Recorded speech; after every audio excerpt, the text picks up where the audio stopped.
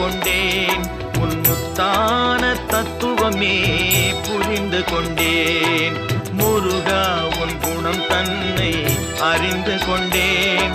உன் முத்தான தத்துவமே புரிந்து கொண்டேன்.